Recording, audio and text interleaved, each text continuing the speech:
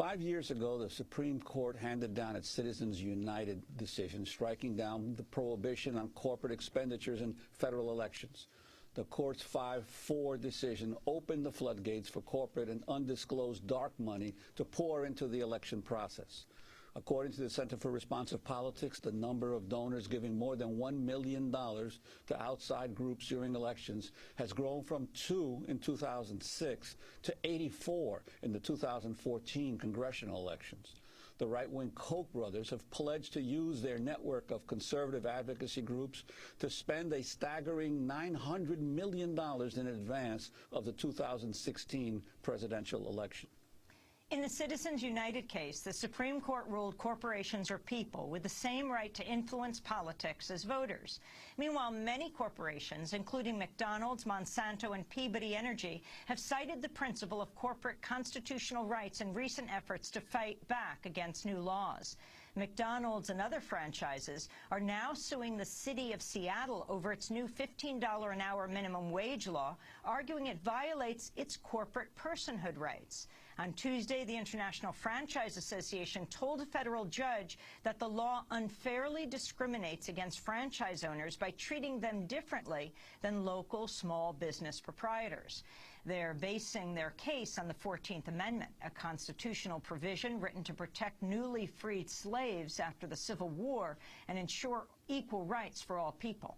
Monsanto is challenging Vermont's recently passed GMO labeling law under the First Amendment, claiming it forces them to speak against their will.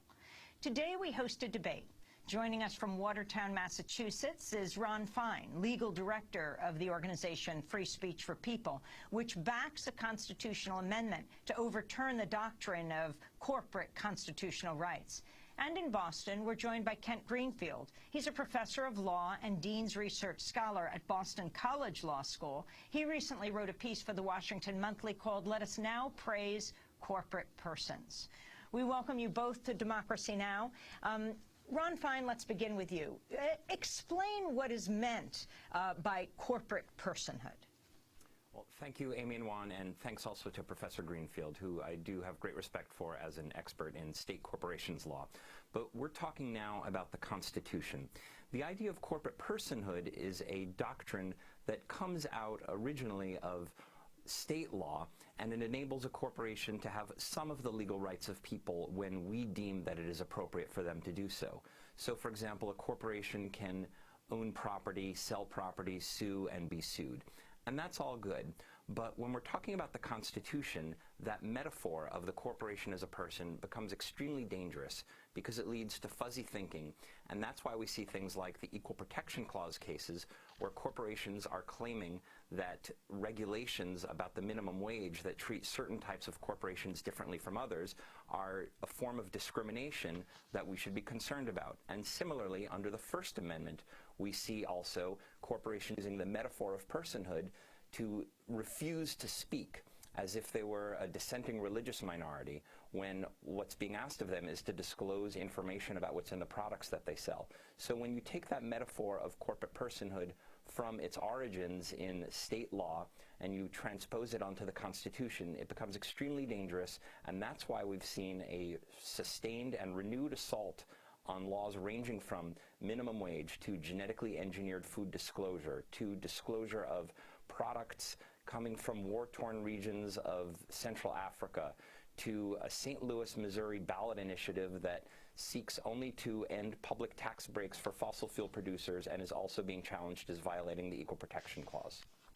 Well, Kent Greenfield, could you lay out why you believe that expansion of corporate personhood would actually bring more accountability by corporations? Sure, Juan. And again, thank you for inviting me on. And again, I'll say hello to Ron Fine, whose work I respect quite a bit. So I think, well, first of all, I should say that I think the examples that you raised so far in this segment about the Seattle minimum wage and some of the forced disclosure laws, I think the corporation should lose in those cases. My point is that corporate personhood is often misunderstood, and Ron is correct that for the most part, corporate personhood is simply just another way of saying that corporations ought to be separate legal entities, and that's a wonderful thing. it bolsters the legal ability to hold corporations accountable. Think about the BP oil spill from several years ago, 2010. If the corporation itself was not a legal entity, it would be hard to hold anybody accountable. It would be hard to hold the individuals involved. Certainly don't have deep enough pockets to pay back the horrible damage that was caused there. I think where Ron and I would disagree is that whether corporations should be able to ever assert any constitutional rights. And I think that some constitutional rights, some of the time, are appropriate for corporations to assert. I mean, and the easiest example is, of course, media corporations. The New York Times, a media conglomerate, certainly ought to have First Amendment rights. That's an easy case. I think the harder cases are what to do about election spending and the like. And in those cases, I think, as Amy suggested at the beginning of the segment, I think the torrent of money independent money going into politics these days is a danger to democracy. But I think the danger is money, whether it comes from corporations or individuals. And most of the money that we're seeing actually in politics these days is coming from rich individuals, not corporations. So what you're really debating is whether a constitutional amendment should be put forward. But before we talk about that, I wanted to ask Kent Greenfield on this issue, for example, of the suit that was heard this week.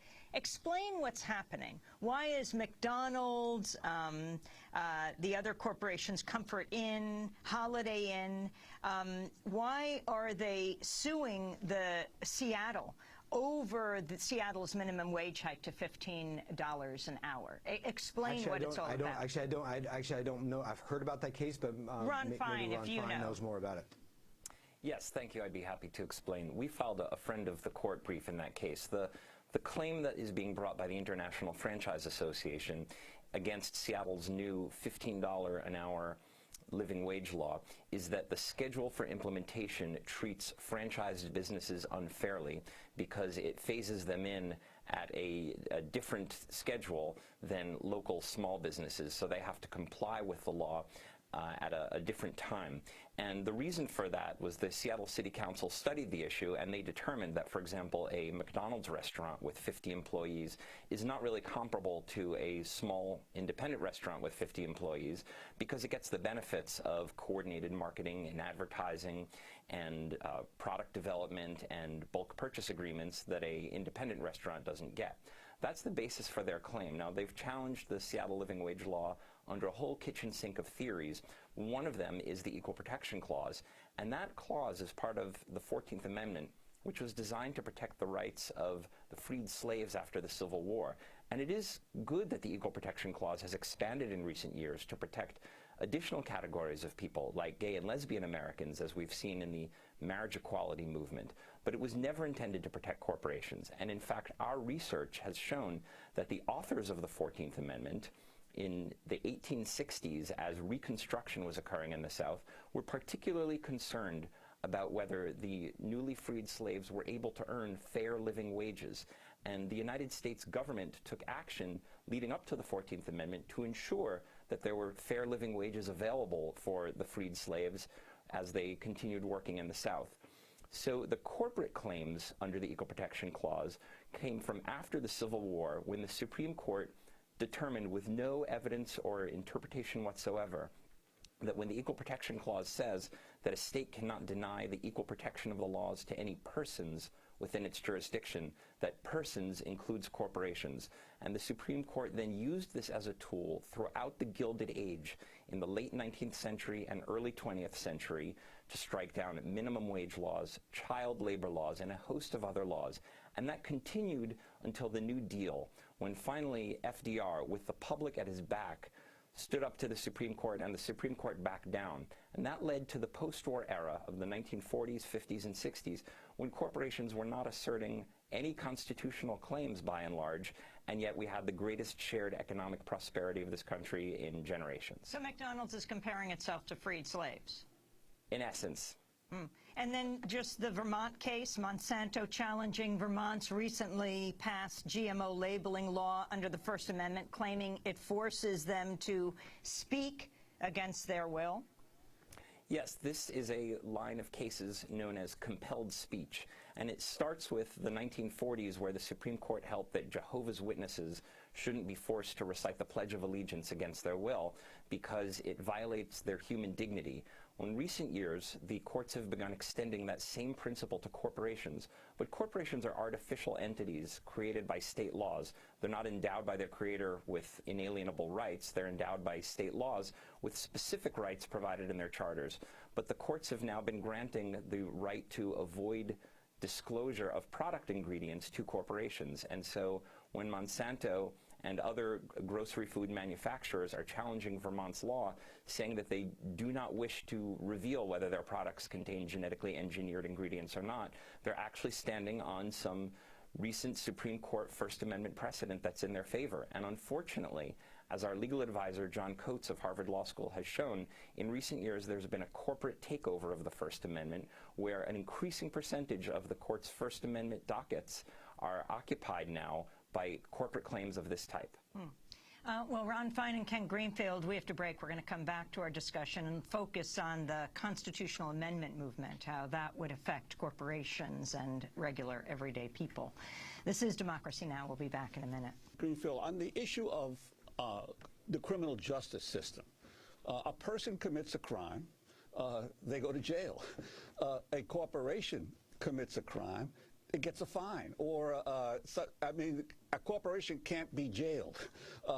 Could you talk about, in terms of criminal justice, you blow up, a factory blows up and you kill several workers, there's a mine accident, and your negligence results in the deaths of several of your workers. Nobody goes to jail in terms of a corporation. Right. It's just the nature of the entity. Sometimes responsible individuals within the corporation are held accountable. And let me speak to the Seattle cases and the Vermont cases that Ron Fine had talked about before too.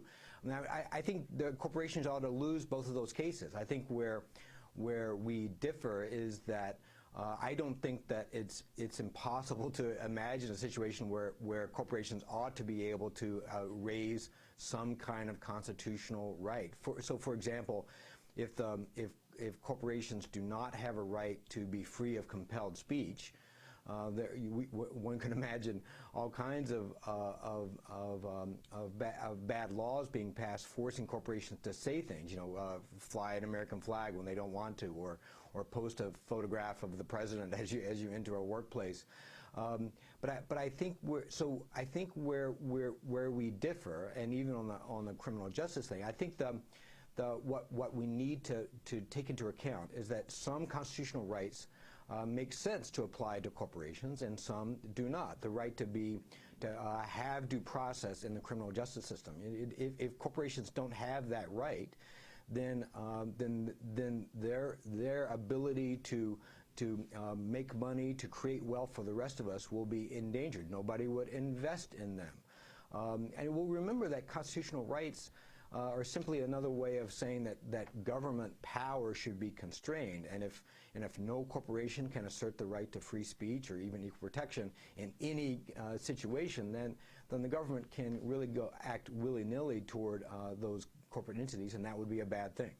Ron Fine, can you explain the constitutional amendment movement? What constitutional amendment is being proposed? Yes, thank you. There are two constitutional amendments that we at freespeechforpeople.org and other allies in the field are promoting.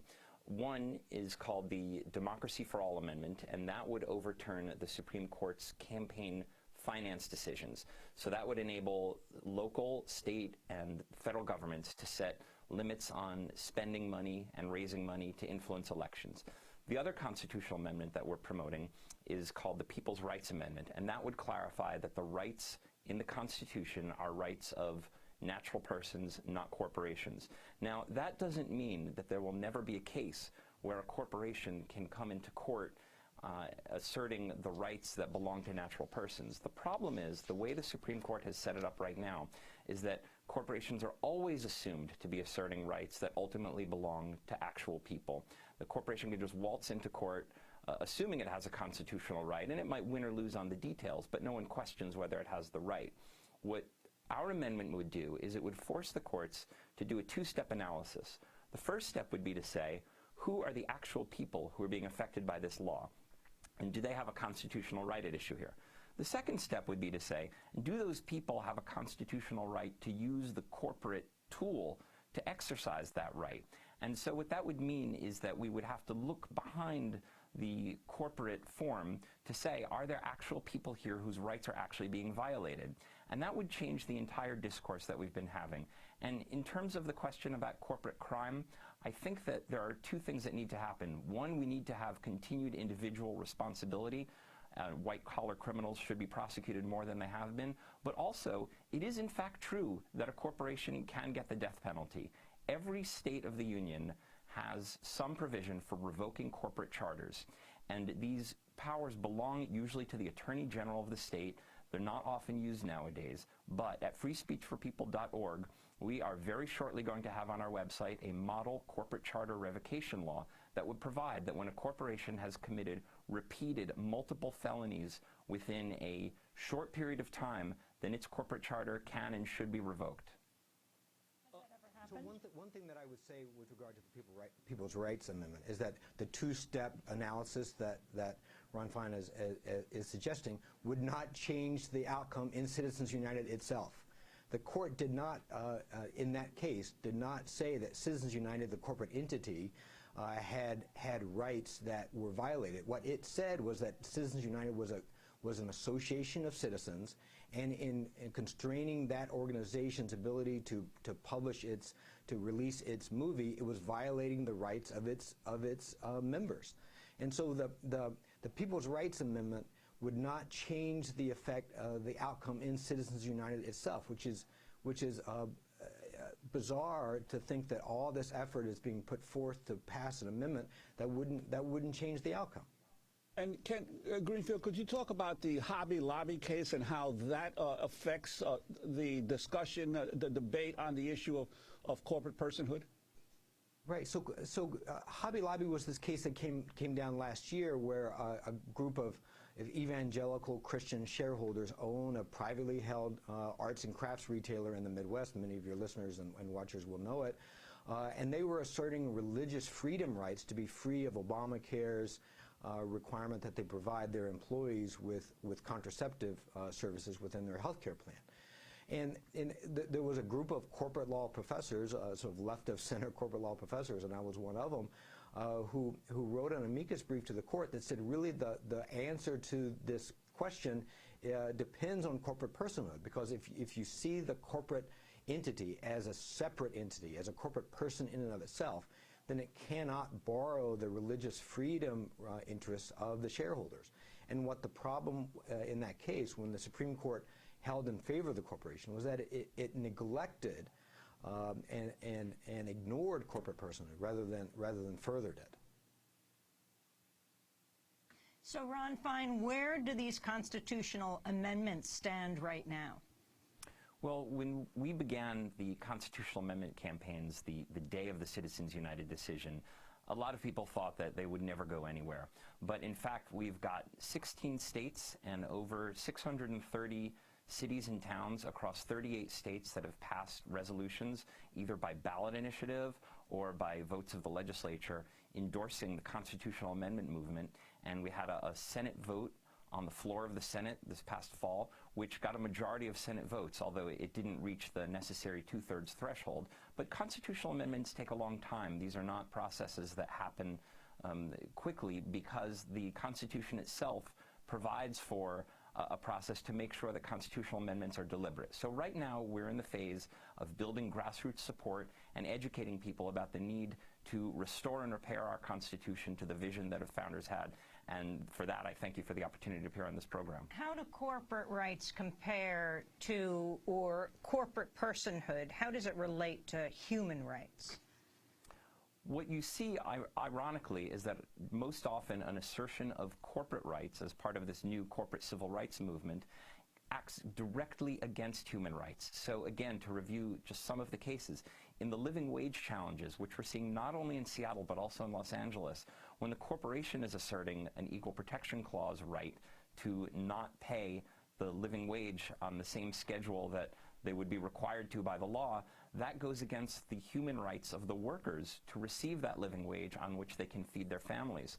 When Monsanto and other grocery manufacturers are asserting a First Amendment right not to reveal what products they are selling that contain genetically engineered ingredients, that violates the rights of Vermont consumers who want to know that information. And when you see the National Association of Manufacturers challenging a federal law that requires them to disclose whether their products contain minerals that come from the Democratic Republic of Congo, because again, they don't want to speak about it, that has a direct impact on the lives of people who live in Africa who are being harmed by the ongoing conflict and by the minerals trade that fuels the militias. So when you see a corporation asserting a constitutional right, whether it be in the case of Hobby Lobby with the shareholders asserting a right that acts to the detriment of their employees, or in any of these other cases we've discussed, it's usually to the detriment of people. What about that, Ken Greenfield, the inverse relationship between human rights and corporate rights? Right. I agree that corporate accountability is a problem, that corporate power is a problem, that there's often a tension between human rights and corporate rights. And I've spent my career trying to craft solutions to that problem within corporate governance. And I think that's where progressive efforts should be aimed, not toward constitutional amendments, which in the end would do little to address the real problems. I think the real problems come from the fact that corporations are managed and structured to further the interest of the managerial and financial elite. And how to make corporations more accountable, more attuned to issues of human rights and the like, is to make corporations themselves more democratic, to make the corporate governance, to make boards of directors attuned to interests of all stakeholders, to interests of society. I think I would put employees on the boards of directors of companies. And this is something that works in Europe. We know that it works there. Germany, where half of the board of directors of every major company, Siemens, VW, what have you, are populated by worker representatives. The economy is doing well. These companies are doing well, and they are seen as much more pluralistic and much more attentive to the needs of all their stakeholders. And we here in the United States have this blind spot when it comes to corporations. We think that they are in service of shareholders, and Ron Fine and others, and with whom I've worked for a long time, all recognize that the core problem here is corporate power. We simply disagree about how to address it. I think to go to the heart of how corporations are managed is the real remedy.